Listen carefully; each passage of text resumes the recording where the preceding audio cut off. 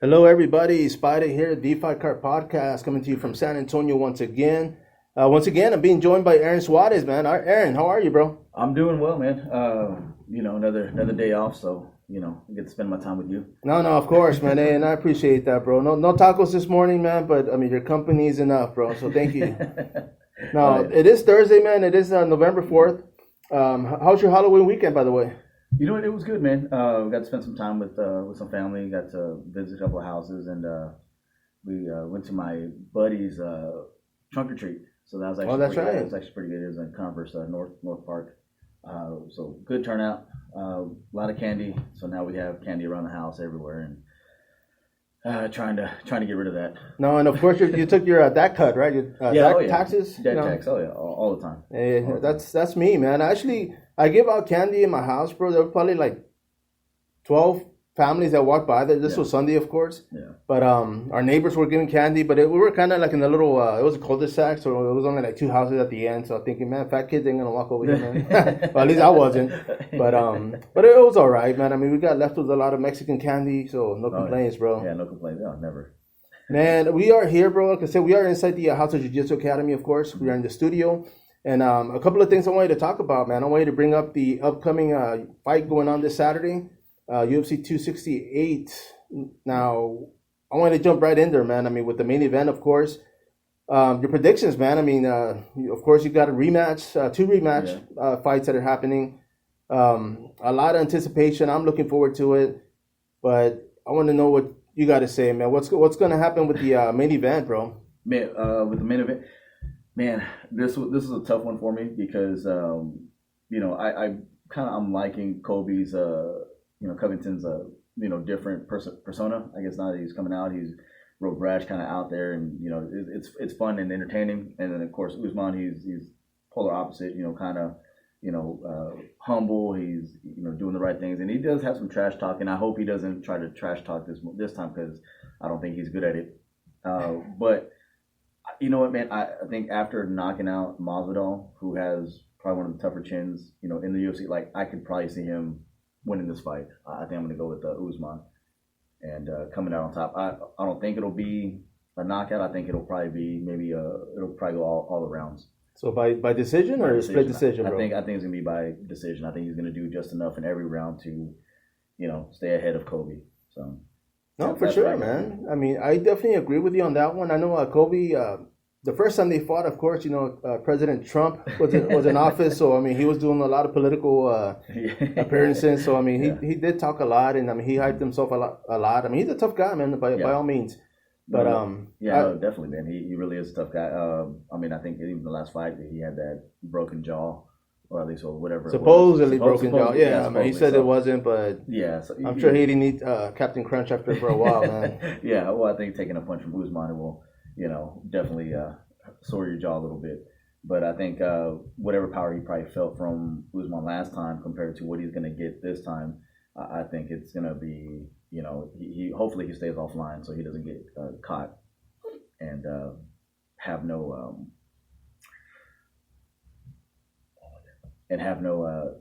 Point in whether it's broken or not.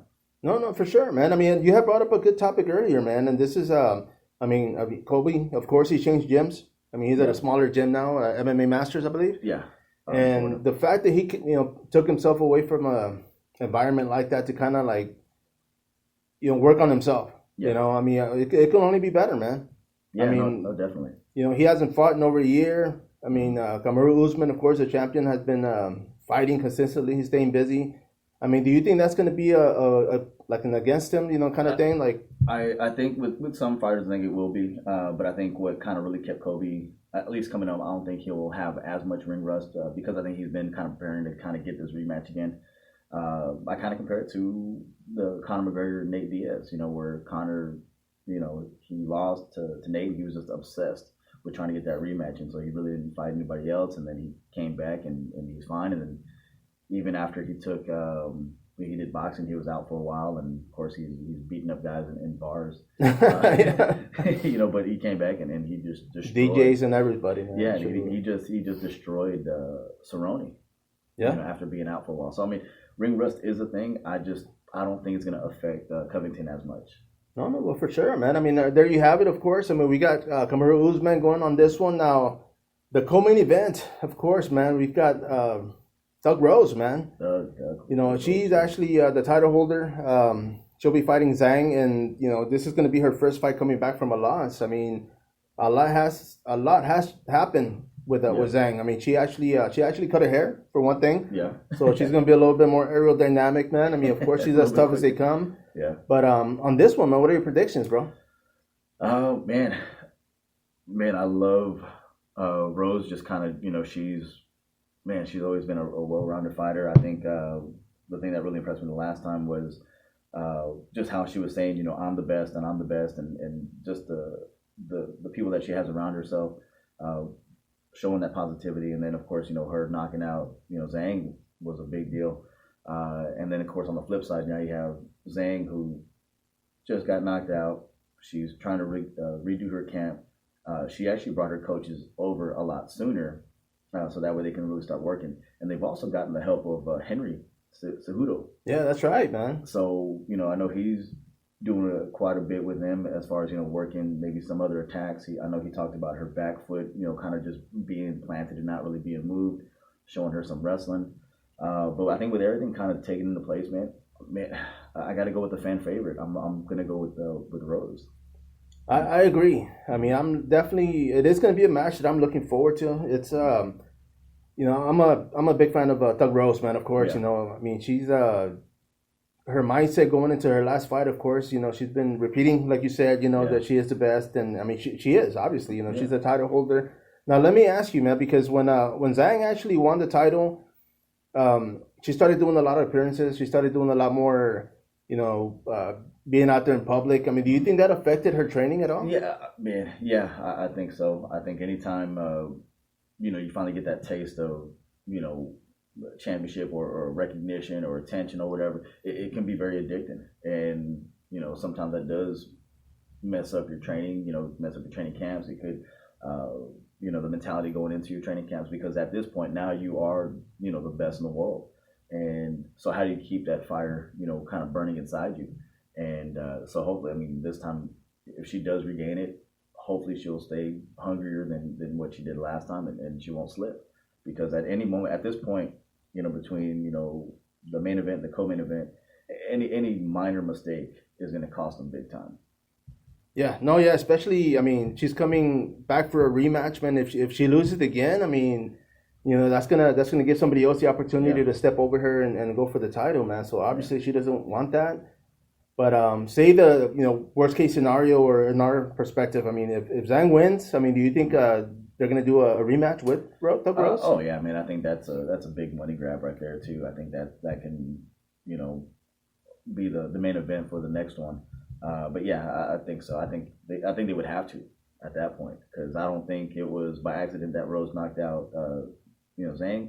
And then if Zhang were to somehow, you know, win this fight, it's not an accident either. So it's like, yeah, you got to do a third one. You have to figure out who is the best. And with women's MMA coming up and evolving really quickly, I think you want to step on that, you know, ASAP. No, definitely, bro. I mean, I totally agree, man. And not just because you brought me breakfast, but because, you know, I definitely agree with you, bro. And we're going to go into the third bout, man. This is going to be, it's going to be one of those fights where everything in the kitchen sink is going to be thrown. Yes. I mean, Justin Gaethje, of course, Michael Chandler, both guys are coming in hot. Yeah. I mean, they both love to stand and bang. Mm-hmm. I mean, it's going to be a train wreck, man. I mean, I don't know who's going to win this one, man, but who do you have on this one, bro? Oh, man. Man, you know, you have two wrestlers. They like to stand and bang. They both have power. Man, you know, I'm going to go with Chandler. I'm going to go with Chandler over Gaethje, man. I think Gaethje's going to maybe stay in the pocket a little bit too much. He might kind of get not overwhelmed, but he'll kind of get tunnel vision a little bit. And I think Chandler's maybe just a little bit more technical when it comes to what he wants to do in his approach when it comes to the fight. So I'm gonna go with Chandler, man. I mean, I agree to this extent, bro. I mean, as far as Michael Chandler, I see him being the stronger wrestler. Mm-hmm. If it goes into the second and third round, I see Chandler getting the win. Okay. If Justin gets to capitalize in the first round or second round, I mean, I see him winning via TKO, maybe a referee stoppage. Yeah. But I agree, man. I mean, Michael Chandler's a stud, dude. They're both tough. Yeah. You know, it was years back where Kevin Randleman, you know, when he was alive, you know, may he rest in peace, continue to rest in peace. The man, he actually stated, man, whenever you put two wrestlers head to head, the stronger wrestler, the better wrestler is always going to win. Yeah. So they're going to answer that old age question, man. I mean, it's, you know, it's going to be good, man. I mean, the fact that it's in the main card, I'm excited because it is a stacked one. And did you just kind of disagree with me? A little bit, bro. Just, you know. Like, see, I can't have those tacos weren't that good, bro. Sorry. My man. Yeah, bro. Well, you know, but I do agree if it goes to the third round, though, bro. So we shall see, man. I mean, if you know, Justin's going to get that win or if Chandler is going to get back into the contender, you know, role, man. Because obviously, I mean, whoever wins this bout, I mean, well, let me ask you this, man. Whoever wins this, you think they're going to get a title shot next bout? Hopefully, man.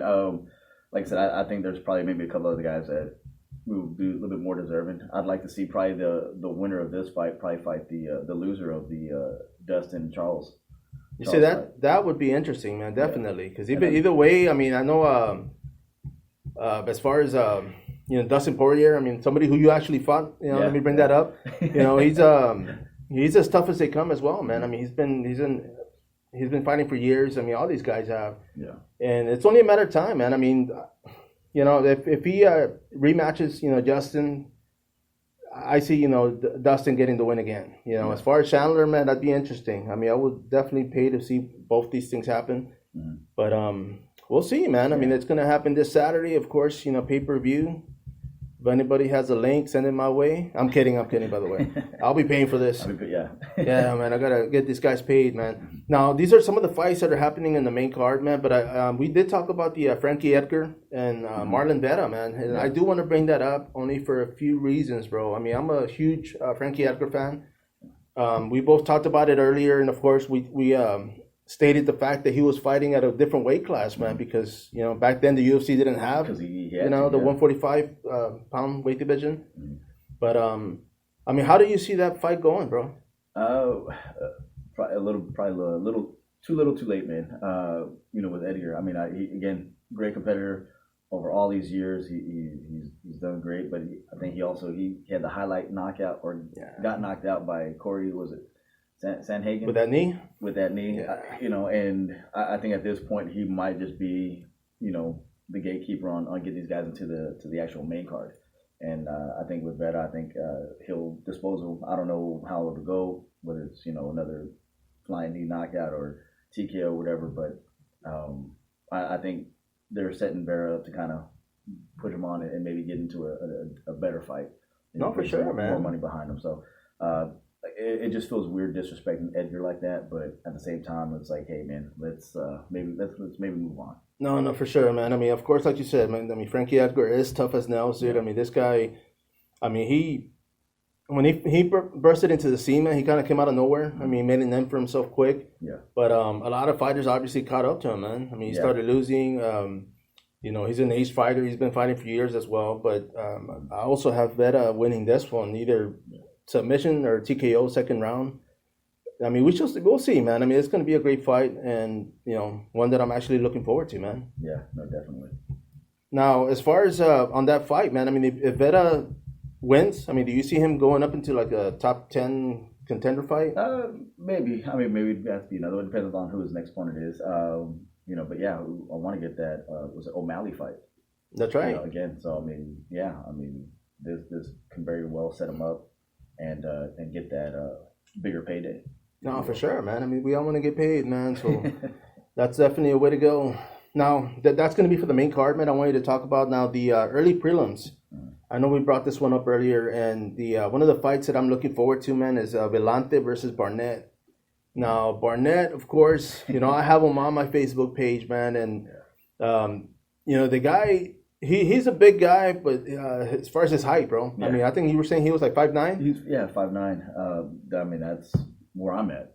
Yes, sir. Yes, so, sir. You know, and then he's 263. So I mean, like, I couldn't imagine that. You know, it's a wide guy, and then on top of that, you're fighting other heavyweights who are probably 6'1", 6'2", and you know they got some good stature to them. So it's like losing those 3 or 4 inches, maybe even more on range range and reach, whether it's by kick or even by their actual punches, like the reach is there, man. Yeah, I mean that's gotta it's gotta suck. But so I'm assuming he has some pretty good wrestling, or at least getting some inside clinch. But then he's also 35 years old, so that makes for just. I think if you made a fighter, it's like, hey man, give him all the disadvantages. Well, I think we just laid him out right there. Yeah, that's him, man. I mean, let me say this though, man, because obviously he is a shorter guy. I mean, the reach isn't going to be there, so I mean, his best bet would be to get inside and take the guy down. Yeah, get inside, man. Dirty box him a little bit. Work that clinch, work some close range takedowns, and try to get on top ASAP. No, and I mean, I'm pretty sure you've seen Barnett fight, right? I mean, the guy's like all over the place, man. He's agile, he's doing backflips, and I mean, I can't even touch my toes, bro. So that's impressive. Yeah, he's a Taekwondo style fighter, which is even more impressive, I guess. Considering his stat line. But yeah, I mean, he's just everywhere. So more power to the guy, man. 35 years of age. Yeah, and not to. Say anything, I mean, as far as his age, man, because we just had a title holder, man, light heavyweight champion, of course. He was out there. Yeah, he was out there in age, man, and he finally got the win, and 40, for sure, 42 years old, man, getting it done. No, for sure, man. I mean, that's definitely made me look forward to accomplishing a few things, man. I wonder how many guys had their jobs now. Then when they heard Glover won the title, I wonder how many guys were like trying to pick fights with these other kids. Oh man, you know what I'm saying? Like how many? Yeah, dude. What's the data on that, man? No, yeah, for sure. I think they were saying the same thing with when Rocky came out, man. All these Italian guys at the bar thought they could fight all of a sudden. It wasn't the case, man. Not saying they can't, but you gotta kind of pick your fights, bro. Man, no, that was actually, and I skipped one, bro. Now that was for the early prelims, of course, but the prelims themselves, man. I mean, we have La Quinta versus Green. Yeah. Now this bout, I mean, we talked about La Quinta. He's a big dude, man. Yeah. The guy's 185er, maybe even 205er, but it cuts down to 145. Yeah. Now, who do you have on this bout? Man, again, I'm gonna go with Al, man, with Quinta. I think with the experience that he has behind himself, I think. Of course, even with the big weight advantage, going from possibly that 185 to 145, like that's just a big monster, man, right there. So, but yeah, I got him going over. Was it Green? Right. Yeah, that was the last name because I know we have a lot of names on this card. But yeah, no, I have him probably maybe second round, maybe TKO. That's what I'm going to go with. And let me ask you this, bro, because even on the stats, I mean, of course, Quinta is a fan favorite. I mean, he's going in there. I'm looking at the stats right now. I mean, they have Bobby Green as a Brazilian Jiu-Jitsu guy. I mean, as far as submission victors have been via submission. But on this one, both guys are actually coming in pretty heavy, man. I mean, I'm pretty sure they're walking around like a 175. What would be a good weight for them to walk around till they start cutting, man? What would you say, like 15, 20 pounds? Yeah, I mean, I think, when you have the guys that are doing it full time and stuff like that, they can probably add an additional, maybe 5 or 10 pounds, on top of what they would walk around at as an amateur. So you have a guy at 145, typically as an amateur, maybe probably wanting to walk around maybe 155, at the most 160, to make that weight cut easier because you have your job and everything else. But when guys are fighting full time like this, man, you can probably get a guy who's 145 and 165, 170, right? Make that cut, clean and whatnot. So, but yeah, I mean, shoot, man, I could imagine. Yeah, he's probably. Just looking at his picture right now, he's probably about 180. No, yeah. I mean, they both stand 5'10". I mean, as far as their last bouts at 155, 156, Green came in as. Yeah, and you know what? With him being the same height or a little bit taller than Barnett, I mean, there's no, he's in the realm of maybe coming in at about 260 the next day. Oh, yeah. I mean, definitely, bro. That's crazy, bro.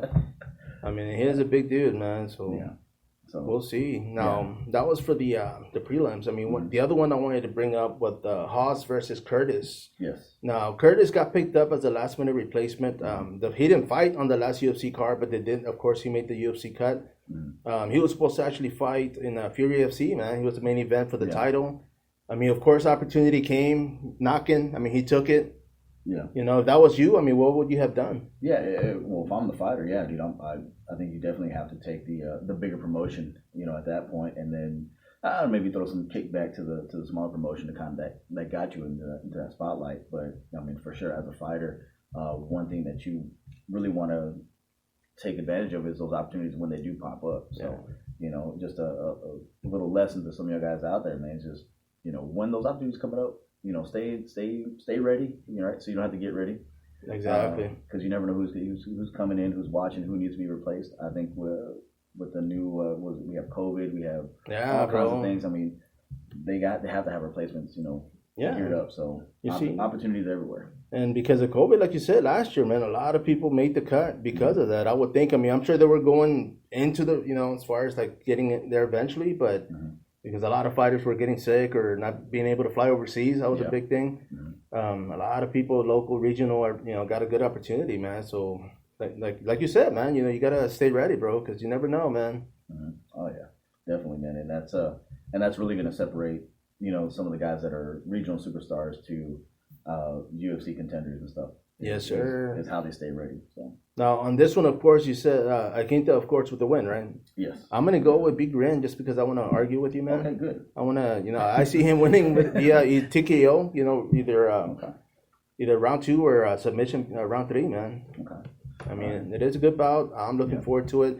The last one that I wanted to cover was actually in the early prelims, dude, and it's actually for a local here, CJ Vergara, bro. Of course, he's fighting Odie Osborne. Vergara, of course, he won the Dana White Contender Series bout. Right after I think it was like a week after he announced, man, they offered him this fight. What do you think, bro? I mean, it's happening in Manhattan, dude. I mean, this is actually a big fight. I mean, he's in a good card. What are your thoughts on this fight? Man, of course, man. I gotta go with our boy CJ getting the win. Man, that's gonna be it's a big stage. I mean, you just got picked up with the Dana White Contender Series. You did your thing. You had a whole bunch of good flow throughout that fight. You had really good defense. You had really good attacks, and then of course you get the win, making Pete Spratt happy and proud. Then now again going to Manhattan, he's over there training. He's doing his thing. He's probably having to get used to the cameras, the interviews, and the media days, and the whole week kind of leading up to the fight. Yeah, bro. And then on top of that, man, I mean the card that you're on is just crazy. With the 2 title fights, and then you got Chandler and Gagey going at it. So I mean it can be a lot to take in. But also looking at his opponent, man, I think in his last 7 or so fights, I mean he's never really been past the first round. Right. So I think at this point it's okay. Well, if you get this guy past the first round, then you have a chance, because I think even when he has about 3 fights past the first round, they've come off as losses. So I don't know if that's saying anything about his gas tank. I don't know if that's saying anything about just the technique wise, or maybe how he comes out early in the beginning. But I think CJ, if we can get past that first round, I think the chances of you winning just goes up exponentially. So no doubt, man. I mean, you had talked about Osborne. I mean, the guy himself. This is actually his 3rd fight in the UFC. Yeah. Of course, he's got the experience. A lot of people talk about making your debut in the lights, and it's just a little too much, man. I mean, obviously, I'm pretty sure CJ, man. I mean, when he fought for Dana White Contender Series, there was a lot of nerves. There was a lot of being anxious and whatnot. But having a veteran like Pete Spratt, of course, is going to help. Keep him down, keep him leveled. And like you said, man, I mean, he made his team proud, his coach proud. And I saw him the other day, man. He was actually signing autographs or signing posters. So CJ, man, I want one of those, bro. Save me one. Fold it up, put it in your pocket. Yeah, how do we get one over here? Yeah, man, let's put it up on the wall, man. Yeah, man. Well, then Ken's 5, they also had a little segment on there. So I mean, I know, so that's just a big move for CJ, man. I'm glad he's getting that recognition, man. He's been probably one of the top flyweights in Texas for a long time. I know he had some injuries. He's a little bit older now, but I think he's 30. Right, I think 30 years old. So there are a few matches that I'd like to have seen, here in the local scene, but we didn't get to him. So hopefully he'll give us some great fights going into the UFC now. Hopefully he stays in there for a long time. No, for sure, man. I mean, the guy himself, dude. I mean, of course he has Pete Spratt. Aaron Rosa fights out of the same camp, so he's got UFC veterans. He's got people that have already been in there, man. So I'm pretty sure they've talked to the guy.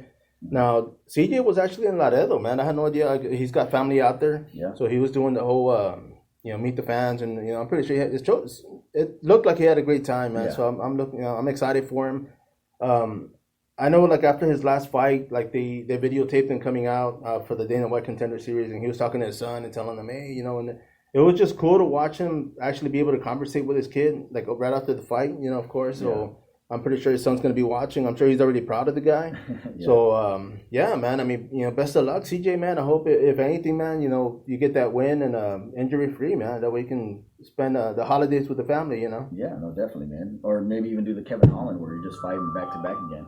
No, for sure. Yeah, no kidding, man. Fight every week and get paid every week, man. Yeah, man, fight every week, get paid every week, and then, you know, throw something to the fight podcast, you know. No, yeah, a little something, bro. Tacos, bro, tacos.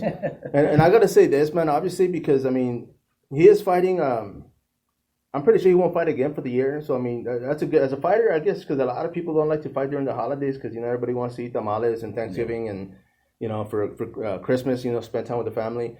But the fact that he's the first fight, man, I mean, you think that's a good thing mentally, like for him to like kind of get it out of the way, and just oh yeah, yeah, no, definitely for sure, man. I think that's a big advantage to just getting it done. You know, you're gonna go from you know the media the day before, the weigh-ins the day before, to you know you go home or you go back to the hotel, you rehydrate, you eat, whatever, you wake up, and then now you don't have to wait the whole day. You know, to get it going. It's just, all right, man, hey, when 5 o'clock hits or 3 o'clock hits, whenever the early matches start, you're in, you're out, you know, 20, 30 minutes later. And then you got the rest of the night to enjoy what's going to be a great card. No, and I think it was Jeff Neal, man. I mean, I talked to him one time, and they actually don't get to go watch the fights. They actually put him in the back and give him, like, the TV and... So they were like, man, if I'm going to do that, I might as well just go to a bar down the street and watch it out there, you know? And that's probably just to take care of the assets, man, which is the fighter, man. I mean, you know, I've seen it before, even some of the local shows where, you know, the fighter fights or whatever, and then he gets done, and then he's talking crap to the audience or to some of the other fight camps people, and then they get into a fight, and then now, you know, he has a cut because he can't, you know, keep his mouth shut or whatever, and, you know, now he can't fight sooner than what he wanted to. So right. So yeah, I mean, yeah, that makes sense. But yeah, dude, I mean, that whole experience for CJ is going to be just great, man. I hope he Instagrams it so I can watch, and I know Pete's been doing that. So yeah, dude, for sure, man. Yeah, and by all means, bro, put it out there and let us watch some of this action, bro. Man, I mean, those are our thoughts for the UFC 268 card, of course, going down this Saturday. Now, where are you going to be watching the fight at, man? I was gonna go to your house, man. I don't know if you. I'll leave the window open, bro. That way you can leave it open, man. I'm gonna drive by a few times. You know what, man? I'm probably gonna go find a place to go and kind of go out there and watch it. I usually don't watch them, but because you know, hey, I've been on here a few times. I'm like, you know what? Maybe I should do some homework now. There you go, man. Get us ready for the next one, bro. Yeah, man. Yeah, definitely. So I don't know, man. I don't know a location yet, so it might even just be at the house still. No, yeah, exactly, bro. I mean, I'm probably will be home. I mean, I'm not gonna lie, I get anxiety going out, you know, talking to people, man. But you know, as far as I mean, I know there's a lot of sports bars, you know, hosting it, and I mean, everybody's like free because you get to go eat and you know spend money on beer and whatnot. But I mean, we'll see, man. I mean, you know, I'm gonna watch it regardless, but for sure, man, I'm not sure exactly where. No. Well, don't say any bar name. You got to make sure. Yeah. They want to sponsor, man. Hey, hit us out, bro. We gotta, you know, got bills to pay.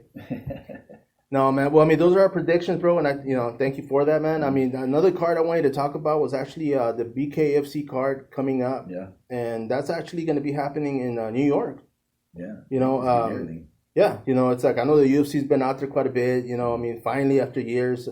When I think of New York and MMA, I think of Battlecade back in the day, man, where they were actually banned from New York. You know, they fought in the reservation, and you know, politics, of course. You know, it was they didn't want MMA in the state or in the U.S. for that matter. But now look at them. Yeah. Now they're cashing in, and of course, you know, bringing money into the city, man. Yeah, I mean, it's always look at the end, and eventually, I mean, New York had to realize that they were going to have to give in a little bit one way or the other when it came to fighting, because fighting is just something that, you know, I think every person feels that they can do, and it's just the popularity of it has grown way more than what it has been, you know, let's say 15, 20 years ago. So, yeah, man, good job on New York for finally opening their eyes. No, and of course, man, and of course, I mean, it helps because just like with like when it comes to censorship, just like when Two Light Crew came out, nobody knew who they were till, you know, the politics got involved and they blew them up and they got more publicity. So it helps. It's a little bit of good with every little bad, man. So, but like you said, man, I mean, this fight is going to happen in New York. This is going to be on November 6th. Mm-hmm. Now, a lot of fighters on here, of course, they're former MMA fighters, man. Yeah. I mean, a lot of the guys, I know they've been doing pretty good bringing boxers in that are actually from boxing and, stepping into the ring, for BKFC. One of the bouts, of course, is going to be the main event, and this is going to be with Joey Beltran. Mm-hmm. Now, the guy's a former UFC fighter, of course. He's actually the BKFC heavyweight champion, and he is fighting Arnold Adams. Yeah. Now, they both have fought before Beltran's, reign as champion, with Adams getting the win, man. I mean, what do you think? Where do you see this fight going? You know what, man? I think, I want to say Joey comes out and takes it, man. I mean, it's, I think hopefully that's going to give him some extra motivation, knowing that it's a guy that he lost to, years before. So that's always a good motivator to have, is knowing that, hey, I'm going to go into a fight. I've already fought. Redeem himself? Yeah, I got to redeem myself. It's going to be on a bigger stage. It's, now it's for something a little bit more coveted, with the title. So, yeah, man, I'm putting that behind Joey. So I'm gonna roll with Joey. And you said he also had some connections here, right? Yeah, well, actually, I mean, he's cross-trained with Nick Gonzalez in Austin. Yeah. I mean, Nick's actually traveled out there to California and trained with the guys. Mm-hmm. And I believe Nick went to watch him fight in Miami, two past promotions, as far as, so that's pretty cool, man. They still got that little friendship going, so there's a lot of ties, man, especially in the sport. You get to meet a lot of cool people and, be able to keep in touch with everybody, man. Yeah, man. And then, yeah, I mean, I think even with with MMA fighters crossing over to bare knuckle, just trying to get more exposure. The striking, I would like to see more boxers, come from boxing, and going to bare knuckle. But I think it's just a great thing getting these MMA guys to see other avenues of showing off their talent. I think the other thing that doesn't get looked at quite a bit is the Jorge Masvidal. Yeah, bro. Promotion where he has where it's MMA, bare knuckle MMA. That's right. Yeah. So I'm a big fan of that too. And I've always been a fan of taking the gloves off and just let's go bare knuckle. Going at it, man. Yeah, man. I think that's gonna open up a lot more, hits to the bodies, because you can only hit the head so many times. Right? Yeah. Oh yeah. Especially the chances of getting your hand broken too, man, are pretty high. Getting your hand broken, and I think also too is just the intelligence that comes with having to be a bare knuckle fighter, because you just can't just throw, randomly. You have to, hey, okay, I'm gonna hit the stomach here, I'm gonna feint up here, I'm gonna go whatever. So I think the intelligence that those guys have with their hands is a lot higher. Oh yeah, I mean, for sure, man. Like you said, I mean, as far as like these guys, especially since they're in the heavyweight division, man, I mean, that's a lot of weight they get to throw around. So I mean, of course, they want to go for that knockout. Mm-hmm. One of the guys that fought on there, man, Juan Torres from here in Texas. I mean, he actually, when I talked to him and I interviewed him for this his last fight for BKFC, man, and I had asked him what he was working on, and he says, man, all head movement, just moving out of the way. And when I saw him fight, I was like, damn, no joke, man. Like head movement like 10.0, dude. This guy was like all over the place. He lost that fight, man, but I mean, he won, bro. It was just like one of those. The guy he was fighting, I believe he was like he was a boxing champion from England. Mm-hmm. But he came in and but I mean, he did take a loss, but he looked good, man. I mean, of course, you don't want to get hit, bare knuckle, man. It's like, yeah, man, that's a different type of pain right there. And, no, for sure. I mean, you even see some of the pictures of the fighters afterwards, man. Yeah, bro. The knuckles are just bruised and the whole hand is swollen. So yeah. Yeah, you see, and of course, you don't want to get injured. Of course, you want to go back in there and fight again. That's the name. You can't get paid unless you fight, bro. So yeah. So on this one, man, the card itself, man, I'm gonna go from the bottom up. Christian Torres, I mean, he's fighting Art Driscoll. Mm-hmm. We've got Art Parker fighting Louis Rumsey. Devin Gibson versus Ray Lopez. Yep.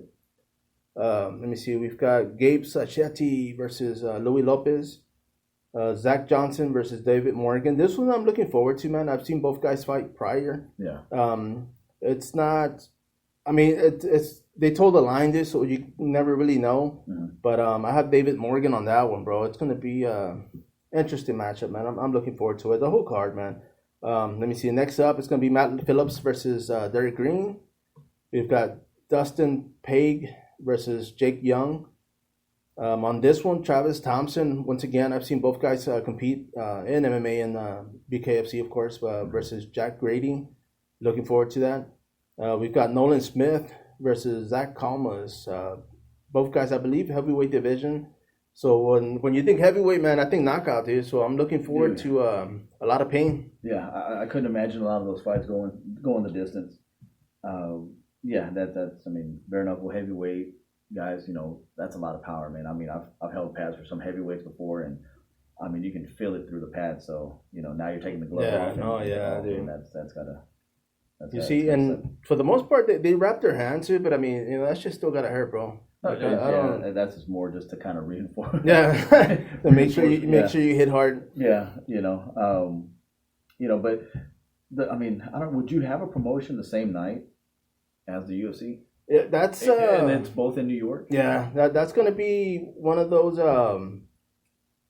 Hopefully they have it earlier. I'm not sure, man. I mean, it's gonna be it's a hit or miss, bro. Yeah. I mean, and you're looking at it though, but I mean, you have a lot of people from the New York area, which that's smart. You at least get their family and their friends and supporting them there. But anytime you're putting an event same time with the UFC, you take that gamble. Yeah, you usually tend to lose on that one. So. Let me ask you this though, because I believe it was one of the fights that Canelo fought in, and where they actually didn't start the boxing event till after the UFC fight. Yeah. And a lot of people were kind of like saying they shouldn't have done that, but I mean, it was smart. It was. I mean, like I said, at the end of the day, man, I mean, if guys are getting paid by the the buys and all that stuff or whatever, you want to make sure that you're giving the fan that time to buy the pay-per-view.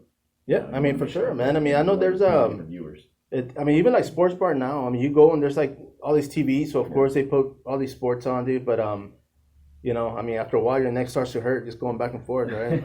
Yeah, no, definitely, man. But I mean, well, let me ask you this, man. I mean, if you had the opportunity to go to one of these fights, which one would it be? Oh man, I'm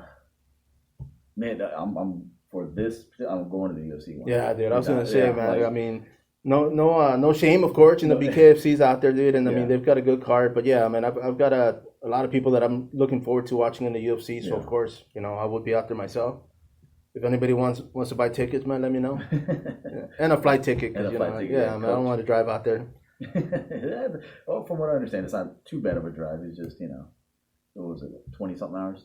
You'll be fine. I've driven to Florida. Mm-hmm. I think it was like a 24-hour trip straight, bro, like nonstop, man, and that was painful. Now, Florida, of course, it's hot, dude. I mean, you drive down, it's not that bad. I mean, driving to New York, I would imagine, dude. I mean, you get stuck in the snow. Never mind. Yeah, get the I wouldn't want to. Then I'd be watching with a link on my phone. I'd be stranded somewhere, man, so that wouldn't be good. But yeah, bro, I mean, I wouldn't mind making that drive, man. I mean, if somebody, hey, let's go. Yeah. Now, one of the other things I want you to talk about, man, was the event happening here in San Antonio. This is going to be for the Submission Hunter. Yeah. Now, we've got a couple of guys that are actually, men and women that are competing from here at HOJ. But the card itself, man, I mean, you've competed in grappling yourself, of course. Yeah, man. Yeah, it was very, short-lived. It just, that was never really my thing. But yeah, when you have a lot of guys from a gym, going out to do these submission hunter events and grappling tournaments and stuff, it's a really neat thing to be out there and see all the different gyms and see all the guys that are competing. One of my biggest things, man, is looking at the black belts. Right. Because there's so little wasted movement. Everything's usually pretty efficient, and then you have, you'll see some stalemates here and there just because it's like that first wrong move is gonna. Yeah, but once they get a good position, they don't want to leave it, man. Yeah, So I mean, but yeah, I mean those things they're really fun to be a part of, and they're really neat to do as well. And then of course, my favorite thing is watching the kiddos going back and forth because there is no rules at that point. Yeah. They're just going. They're wild, and a lot of them do have a lot of good technique for being 5, 6, and 7 years old. So that's funny. And then also just watching them walk out to the mats. Yeah, bro. They got their little look in their face, and they're trying. Yeah, man. You see, and that's one of the things. Let me ask you this, bro, because I mean, for people that are looking to compete in MMA, I mean, or even just on I mean, this is a good step because you get used to the crowd, you get used to the limelight. I mean, you don't get as nervous. But I mean, would you recommend something like this for somebody? Yeah, no, definitely. Again, for fighters and anybody training, I mean, yeah, no, compete as often as you can. That's something that I wish I would have done a lot more. Doing jiu-jitsu tournaments and stuff like that. Don't ever separate yourself from saying that, hey, you know what? No, I'm just a fighter, so I only do fight. Right. No, man. You're a competitor. That happens to fight. So go and compete. Compete in grappling tournaments, compete in smokers, compete in boxing match events, everything. Right. If it's combative, go and do it. You get used to the crowd. You can kind of get used to the nerves going into the fight, and then on top of that, man, you're probably going to run into a lot more people. That can probably even help you out later on in your MMA career. So yeah, no, go out and compete. No, for sure, man, and that's a good point you bring up, man, because a lot of times, I mean, even in the pro level, I mean, people they end up cross training with people that they've lost to only because they see a hole in their game and they want to fill it, of course. Yeah. So I mean, yeah, it's a smart thing. For them to do. And it's crazy right now that I'm back on Instagram and I'm scrolling or whatever, but to see the high level fighters that are just now blue belts. Yeah. And I'm just like, man, I said you should have been a blue belt years ago. Yeah, you should have been, and I mean obviously they're doing something right, because I'm watching them on Instagram, but at the same time it's like, man, how do you not do the two at the same time? Right. Oh yeah, man. Of course. I mean, especially in Texas, dude. Like there's not that many MMA promotions in here, but I mean, it would be smart even if you fight, say, 3 times a year. I mean, do a grappling promotion in between, or boxing for that matter. But on this one, man, this is going to be Submission Hunter Pro 75. Yeah. And it's November 5th, of course. It's going to happen here on the south side of San Antonio, man. I might actually park here and walk over there, man. We'll see. But at the Mission Concepcion Sports Park. But I've never been there. Have you been to that location? Yeah, I have, man. And it's a really nice setup, man. You walk in, and I think they'll probably usually have like a grappling tournament, during the day or something like that. But you got mats everywhere. You got coaches lined up. It's just it's a big old kind of chaotic scene if you don't know what you're looking at. Yeah. And then at night when they actually start the event itself, they'll have the mats raised up and they got the big old banners and everything like that. The smoke, the fog machine, right? They're coming out, and so it's really neat, and just a whole bunch of chairs all the way around. So it's it makes for a pretty unique atmosphere and environment, and it's usually pretty quiet too. I think the jiu-jitsu fans are a little bit more well behaved. Oh, really? Yeah, that'd be interesting to watch, man. Because normally you see somebody, beat the shit, raising the ruckus. Yeah, I mean, grab his lapel, right? I mean, that's probably the most you're hearing, right? Where compared to at MMA events where they're screaming out things that I'm not going to say. Oh yeah. Kids might be listening, man. Yeah, and anytime we come to an event like this or whatever, it's usually that Monday before is when a lot of new people sign up for gyms, and so if you're a black belt, man, go compete. I know whether you win or lose, right? I think it still looks good for your school, and I think it's very valuable because now your students can actually see what is being taught and kind of like, okay, this is my coach, he's training and he's competing. Right. Whether he won or lost, that's kind of, I don't think that's relevant, but it's more the fact that as a black belt, you're still pushing yourself to get yourself out there. There was a guy, Daniel Pinheiro. He talked about that quite a bit. Right. Where he's like, man, how are you a black belt and not competing?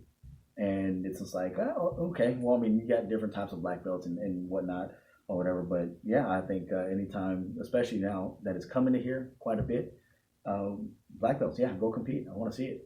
No, you know what, man? And that's kind of one of the things when I was, training myself, and of course I started teaching later, man, was that I would always tell people there is a difference between a blue belt and a competitive blue belt. Yeah. I mean, because there is. I mean, there's I'm pretty sure there's just like in karate or judo, there's people that are, black belts and not at a competition level, man. I mean, and it makes a difference, man. I mean, of course, not everybody wants to compete or has to compete, but I mean, if you want to test yourself, why not? Jump in their feet first and give it a go. Yeah, no, definitely, man. And then the one of the teams that I'm not sure if he's on the card yet or not, but Donnie Blue, man, his little guy, I forget the guy's name. I think it's like junior Caballero or something like that. Yes, sir. And man, that kid is something special, man. He's been, I know Donnie. He's on my Facebook and whatnot. So he'll talk about his competitor and how he's a blue belt, right? Because I guess, right. Whatever, right? Because of his age, right, but right. But he's tapping him out, And so I'm like, so I know Donnie's really proud of that. So anytime I do get a whiff of that kid competing, or at least I do want to see that because recently I also saw Cole Abate. Right, that's right, man. He tapped out some black belt on a big show, and he's 16 years old too. So it's just like, man, what are they feeding those guys, and how are they teaching them? So, oh yeah, bro, it can't be Rice Krispies because that's what I'm eating. Man. They're just competing, and it's good to see that small school, doing well. No, for sure. And let me say this, man, because for me, when I see these kids, man, especially I always ask fighters, man, like yourself, if you started training, how old were you when you started training? Actually training, I was probably about 19. You see, and now you got kids at 8, 10 training in MMA, training in jiu-jitsu, and of course they got like 10 years on everybody else. Dude, but it's bound to happen, man. We got a lot of great kids that are coming up, and of course, once they hit the big stage, man, I'm looking forward to it. Yeah. Now on this card itself, man, there's a couple of guys like I mentioned from here in HOJ. Of course, Jacob Landon, the owners fighting of here at HOJ is fighting Chip Cole. We're competing against. This is in the black belt division. We also have another, and he's actually a mutual friend, man, David Longoria, bro. Yeah. He's going against Chris Matthews out of BTT, so this is a local bout. 160 pounds, black belt, no gi. Now, I talked to David myself this week, man, and he's ready, man. He said he could have done it yesterday or the day before, but even on something like this, bro, because it's going to be good for both guys. Yeah. Of course, you want to test yourself. You want to see what level you're in. But like for yourself, what would you say to somebody that's like not so much that doesn't want to compete or do something like this, man? But if you keep training with your students, in other words, man, you're only going to get that good. Yeah. Right. If you don't start, testing yourself and throwing yourself out there with the sharks, bro. So what would you say, man? Jump in there, right? As an owner or as a like the head teacher or head instructor, however you want to call it. Training with your students. That's going to get you some good roles. That's going to get you some good stuff. But you have to go out and you have to find those other head instructors, those other black belts, or those guys that can really put you in some deep water and really just challenge yourself, man. It's but it's also a tough balancing act too, because now you're going to go from head instructor or whatever or owner to now I'm a competitor. Someone else that kind of has to take care of all these other responsibilities. So, at that point, something's gonna give. You're gonna have to choose, pick and choose, right? Yeah, even training for the grammar tournament that I had, like I would come in Mondays and Fridays, and I'm like, all right, I'm here to train. I'm here to and try to step away, take off my coaching hat a little bit, but it never went away, and I couldn't find that balance, and I would trade training between the weeks, at the house and stuff like that, get my brother over, bring some other people over, but it just wasn't the same, as being able to go out maybe to another place and training, or even being able to say, hey guys, like I know I have my fighters and we're still fighting or whatever. You guys are still fighting, a few months later, but I got to train. Right. It was hard. It was hard to be selfish. So no, for sure, and that's a good topic, man, because even Pete Spratt, for example, man, he had fought for at Cowboys Dance Hall. Yeah. And during the fight, like he was wrapping his fighters' hands. He was all over the place. And after the fight, unfortunately he lost. Yeah. But he had said himself, like, I'm never doing that again. Like, you got to find your own, people to wrap your damn hands. And it makes sense, man, because you want to be mentally ready. You want to be rested. You want to, going into a bout like that. Of course, you don't want to take it lightly. Yeah. But you're right. You can't do both, man. If you can, great. But it's not for everybody. Time's in essence. Now, there's a few matches I want you to bring up on this upcoming Submission Hunter Pro, man. Like I said, it is going to be here local. A couple of guys that we've met, that we've known, that are competing, of course. We said David Longoria, Jacob Landon, of course, is on there. Some of the women that are on there, Rachel Olerich, and I mispronounced your name, I apologize, but she's competed against Alisa Gomez, I believe, out of Ohana West, man, with a Billy Bear. We've got Angelica Tanguma. I mean, she's going against Brittany Cohen, and that's going to be in the purple belt. Noki. Yeah, that's a good matchup, man. Yeah, and with Angelica, man, she's always been a really good competitor. I've seen her fight amateur style. I've done one of her, I believe one of her smokers as well as a ref, and yeah, she's just a fierce competitor. Working with Richard Odoms over there at Subcom, and I know she also has Fatima now working as a training partner over there as well. So yeah, I'm excited to see that match as well. So. No, definitely, man. I mean, I'm going to go on for the few more. I mean, we got Kimberly Avalos going against Alex Carlson from here in HOJ, of course. That's going to be a gi. Now, let me ask you, I mean, of course, everybody, I mean, gi, no gi, man. What does no gi mean? No gi, man. That is without the little karate suit, man, right? And I know I just pissed off some black belts calling it a karate suit, but I'm going to say it again. Yeah, it's just, for the casual fan, it's the karate suit that they wear, It's a little bit thicker, so that way it can be grabbed, but it's just pretty much, probably either some leggings or some shorts and a t-shirt, man, Under Armour, tight fitting shirt. Right. That's no. And of course, if you have a hairy chest, you want to wear a gi top, man. You don't want to be sweating on somebody else, bro. Yeah. Oh man, that's kind of Now, one of the bouts, man, I'm actually looking forward to, bro, is Thiago Macedo, man, out of Rodrigo Pinero, man. He is going against Emmanuel Martinez. This is at 170 belt Noki. Yeah. Man. So I'm curious. I know I've seen Thiago actually with the gi, man, and he's a freaking beast. Yes. I'm interested to see him without the gi, man. That's actually interesting. I want to see that. Man, the closest I've seen without the gi on is when he actually had a fight here at Cowboy. Yeah, that's right. And dude, the guy was just all over the place, man. I knew he was a BJJ competitor. I knew all that stuff. And I was just like, all right, cool. We'll see how it translates. And just the fortitude, just the aggression, everything that he put into that fight, was just like, holy crap. I didn't know what to expect, but I figured it was going to be a pretty good product when you're working with both Rodrigo and Pete. No, for sure, but, man. He was just everywhere. I don't think he ever stopped for 1 second during that fight. And then I think he's married to Alexa. I believe so. Yeah, so I mean, you got a built-in training partner right there, so I'm sure they're always training and grappling on the mats. No, yeah, competitive mindset, man. Yeah, dude. So now the last spot I wanted to bring up, man, is actually, I mean, there's plenty going on, of course. Yeah. I mean, but Jeff Ulrich going against Chris Kunchik. I mean, of course, Chris. I've had him here before. Yeah. I actually wanted to ask him to come by this Sunday. Of course, he has a competition Friday, so we'll see how that goes, man. But Raccoon, man. I mean, definitely pulling for you, bro. I mean, it's I'm gonna stay unbiased. I mean, I'm definitely looking to see. I mean, when there's something like this for me, I mean, of course, just like with anything in life, you don't want to lose, man. But jiu-jitsu or grappling, I mean, for me, it's experience. Yeah. And that's what you want to. When you step off the mat, whether you win or lose, I want to leave knowing that I learned something. Yeah. Whether it was my game or the opponent's game, and just kind of learn from it and keep going, man. Yeah, no, and I know me and Chris, we've had some verbal sparring back and forth. But yeah, I mean, I think anytime you can put yourself out there, whether it's jiu-jitsu or fighting. I think he also had a boxing match, I think, coming up as well. So as long as he's competing, I mean, cool. I think he has gotten better, from all these years of training, and I think with him being around, guys like Ray Rodriguez and guys like Aaron Suarez and stuff like that, and just kind of soaking up. I know he tends to kind of train at a whole bunch of different places. So, right. I think he's also worked with Midman Joe. So he's getting better. So best of luck to you, man. No, for sure, man.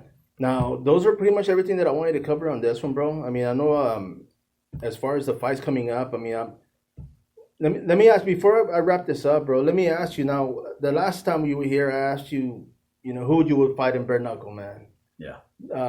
Has it changed, man? Who would you want to fight? Dude, man, it would be Ben Henderson. Ben Henderson, bro. Henderson, man. Man, I would love to go toe to toe with that guy, man. I've always respected him, even with WEC, even when he made his stuff with Bellator, and then also transitioned into UFC. I wish he had a better run, right. A little bit longer as well, but yeah, no, he was probably one of my all-time favorite fighters to really look up to. And then I had the chance to meet him here when he brought Mackenzie Dern.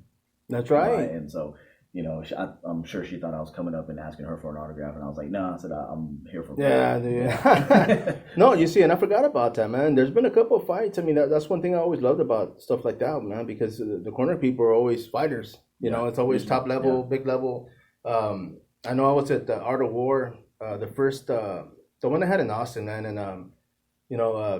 I forgot his name, man, but there was an opponent there from Jackson. And then Jackson himself was there, man, and that was pretty cool. I got to meet the guy, and I was just like, man, this guy's a coach. Like, you don't really see that in him, but I mean, he's a hell of a coach, man, obviously. Yeah.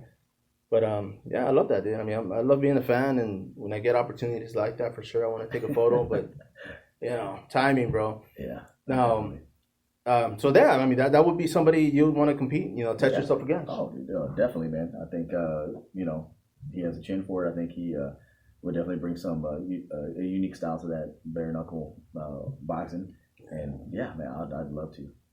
Let's run it, bro. Let's do it. I'll get David Feldman on there and see if we can get Henderson out of the Bellator contract, bro. I'll talk to him. Yeah, my man. Once again, man, I thank you for coming in here. I know you had a few final thoughts you wanted to bring up. Yeah, man. So one of the things that we had been doing, man, is a lot of guys were sending me kind of some questions or whatever, and I wanted to answer them at the end of the podcast. And so one of them was, how would I know what gym is right for me? Kind of like what the environment is and stuff like that. So a lot of gyms here in town, guys, they'll allow you to have, a couple of days for free, or maybe they'll do a couple of classes or whatever and kind of go from there. Some of the homework that you probably want to do beforehand is understand, why do you want to train? What is your goal for yourself, right? For some guys, it's like, hey, I want to compete. I want to be a fighter. Some guys, I just want to compete doing jiu-jitsu. Some guys, they just want to train. They just want to get off the couch and do something, kind of maybe eventually bring their kids and other family members in. So set yourself up with a goal on what you have in mind on why you're going to go into the gym. After that, man, you have gyms that do 6-month contracts. They have a year contract. Some of them do month to month. Now, if you're doing like you go to a school and they're like, hey, man, we'll lock you in for 6 months. And it's like, all right, cool. You do the 6 months. If after the 6 months, man, you've only trained maybe like a month's worth, go to a month to month, and it might not be ideal for you, but, at the same time, it's like, why are you throwing money away when you're not even getting the full training? Look at your schedule, look at your balance, look at all those different things, man. And I would also ask you and encourage you to reflect on your goals. This also even goes for fighters, man. Is the gym that you're at, is it giving me enough of what I need to make it to the next level? Do I need to go into maybe a cross training? Do I need to stay here a little longer? Do I need to just go ahead and just up and move and put myself maybe in a different city? All right. So for the guys that are just coming in, that are looking to train, for fighters that are at the gyms right now, understand what your goals are and make sure that those goals are being met by the decisions that you're making. No, I mean, no doubt, man. And one of the things I would throw in there, man, of course, is ask the gym if they have they're okay with cross training. Yeah. I mean, because a lot of gyms aren't, but I mean, if they're okay with it, then that's obviously an option. Because I mean, like we talked about earlier too, was have an open mat. You're able to train at another gym, get different bodies. Yeah. I mean, some people fear it because they might lose a student, but I mean, you might end up keeping them as well, right? Yeah. Invest in yourself, guys. No, for sure, man. Thank you for that, bro. Now, Aaron Suarez, of course. Thank you again, bro. I'll bring the tacos again. No, for sure, man. Thank you, bro. Thank you. I appreciate that. Now, everybody out there, once again, this is sPidA, the Fight Card Podcast. I want to give a blast to my sponsors, man. I mean, we've got GearedUpNutrition.com. I mean, thank you guys for helping us out. We've got our in-house sponsors in FightSocks.com. If you don't have a pair, then that sucks, but, you can order some. And, of course, man, I mean, anybody out there looking to advertise or help us out, man, by all means, message us and let us know, man. We'll get you on here and, of course, blast your product, man, or your business. So with that being said, till next time, this is the Fight Card Podcast. Follow up.